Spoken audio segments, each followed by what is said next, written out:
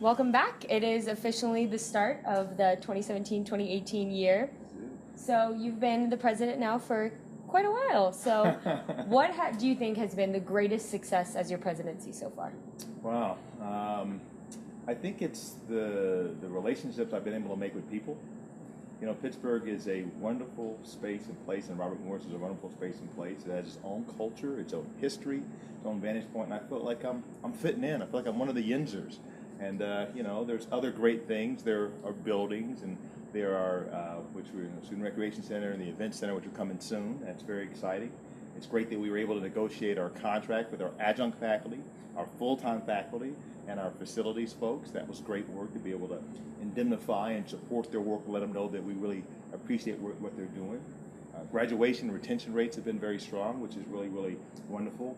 Also, corporate relations programs under Dr. Jacobs, who is Senior Vice President for Corporate Relations and Senior Vice Provost, has done a great job in making us the preferred partner, one of the preferred strategic partners for corporations, organizations, professionals, and aspiring professionals in the area.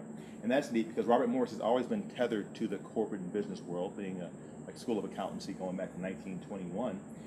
But now we take it to the next level. You know, we have these professional connections around information systems and around nursing, et cetera, done through our 5 schools. But Darius done a really good job of kind of pulling that together, branding it, which is evidenced by our new Amazon Web Services program, where we'll be offering, only school in Pennsylvania will be offering this AWS Cloud Computing certification, which leads to great jobs and great lives for our graduates. That's amazing. It seems like a lot has been accomplished in a short amount of time. Very much so. So on the other side, is there anything that you feel personally that you would like to improve on? Well, I think we have to pick up our fundraising and our endowment. I mean, we do well in virtually every measure compared to schools that are like ours, whether it be comprehensive master's, colleges and universities, or even doctoral granting universities. I mentioned before, our graduation rates are stronger than most schools that are kind of our size and our ilk. But you know, in terms of our endowment, we kind of punch below our weight in that regard. And so, you know, my wife and I, we're committed to supporting this school financially because we love it. I didn't go to school here, but I still give money to it. And it's just not just a grab. I know that college is not an inexpensive enterprise, but you know, you got to underwrite excellence, and we're an excellent institution. I'd like to see that endowment grow considerably over the next 5, 10, 15 years. It'll look more like the other great universities that we do well when we rack and stack ourselves against them in virtually every other metric. Mm-hmm. So I drove on campus this year, and kind of bluntly, school is still standing. Could you please elaborate on that? Sure. I said before, this is a wonderful project for the university, the Event Center, and also Student Recreation Center. It's the largest, most extensive capital project we've done in our 100-year history. As I said, it's, you know, we haven't done anything this big since Robert Morris himself was the president of Robert Morris University. That's a joke. He never was the president of Robert Morris University. So there's a lot of complexity in terms of the financing, getting the plans 100% right. And we've gone through that with great care, and I'm very pleased with what's come out on the other side. So we will have in early September all the governance stuff done. We'll go out to the marketplace and get the funding all taken care of. We got all that stuff sort of secured, and so by the end of September, you won't see Sewell standing. And we also want to be careful about taking down Sewell before the Student Recreation Center was 100% where we wanted it to be. So minimize the disruption. So, you know, it is a little bit later than what we anticipated, but these are big, sort of gnarly projects in a good way. And so we're going to be fine. You know, we will have a completion date in the near future in terms of exactly when it's going to be done. But I think we've taken the right considerations to make sure we build it right in the first place, the first time, because you know, Sewell was around for almost 30 years, and this building's going to be around for a long time. We want to get it right, and so we want to minimize the disruptions and maximize the perfection, as it were. Completely understandable, but on kind of the same topic of construction, we're finally getting a turning lane. I feel like everybody is very excited about that, and there's a lot of construction on University Boulevard. Do you feel like any of that is going to kind of disrupt any of the exciting stuff for the beginning of move-in and all like the first-year activities? No, I don't think we'll have a problem with the construction, especially on University. They're supposed to have that ready. PennDOT's told us, and Moon Township, our other partners, who've been great in this regard. The the city councilors, the equivalent thereof, have allowed for work at night, so that by August 24th it'll be ready enough, virtually 95% there, so as not to disrupt the new student coming on campus. And hey, this is something, I think in my first faculty convocation or something like that, one of my first meetings with the faculty, they said, Dr. Howard, we just need to get a doggone turn lane there. So I'm feeling good that it's happening. I wish the timing was a little bit better, but I think we're going to minimize the disruptions because of our great partners in Moon and with PennDOT to help us get that done on time. So many students were concerned and upset about this fee with the new rec center. I know there was that whole petition for the whole fee. So why was this extra fee added for this rec center and not when there wasn't one for Jefferson?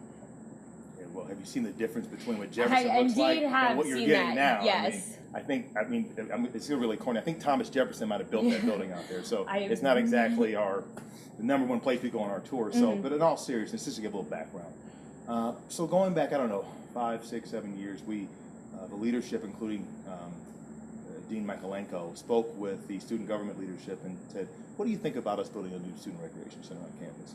Something that's commensurate with the type of student we're bringing on campus, who want to have active lives, have a facility that looks like other great facilities in the Pittsburgh region and beyond. And at that time, there was talk about, we're going to have to pay for this thing. You're going to have deferred maintenance, you got to build it. These are not inexpensive enterprises. And at that point, several years ago, the student government leadership, on their own volition, having done this survey, said, yes, we want to do this, and yes, we'd be willing to pay a fee to help support the cost, because again, these things all cost money. So years later, when we actually got into building the Student Recreation Center and the Event Center, I went back with Dean Michaelenko and his team, with Avinash and Anna, the student government leadership, with the entire student government leadership representation out there, the clubs and organizations, and put it to a vote and said, what do you think? This is what we think we want to build. The specs, and working with Armand Marcelli as well, and said, this is what we think we can build, kind of incorporates what you all wanted to do, and everybody gets everything what they want. We got the bulk of it.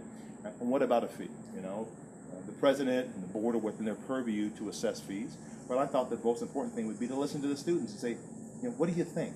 And they voted overwhelmingly to say that would be okay. And in fact, even when I was speaking to the bankers, I told them that our students stepped up and said, we want to do our part. I mentioned fundraising before. One of the great parts of the fundraising story is that corporations have given more money to Robert Morris in the last couple of years, and will extend out the next 10, 15 years with these sponsorship agreements, than the history of the university ever. I mean, this is really huge. And then in addition, Township has been a part of this.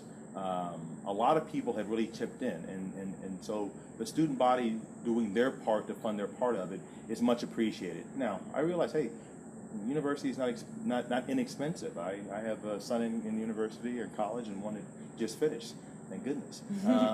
But having said that, if we're going to have a great institution, we've got to fund it somehow.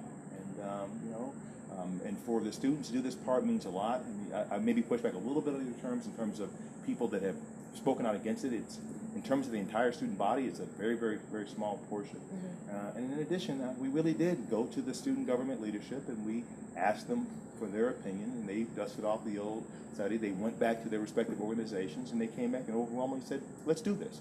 And so, on September 15th, when we have homecoming, we'll open this thing up. I think a lot of people are going to forget about what they're paying in terms of fee, because they have a great facility, and also those fees are commensurate with what you would pay at a top level recreation center. We did go out and benchmark the best places in the area, and I think that the pricing is proportionate.